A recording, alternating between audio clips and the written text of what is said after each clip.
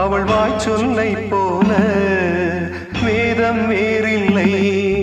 கடவுளும் நீயும் ஒரு தாய் பிள்ளை, இருவரும் தனிமரம் தானே.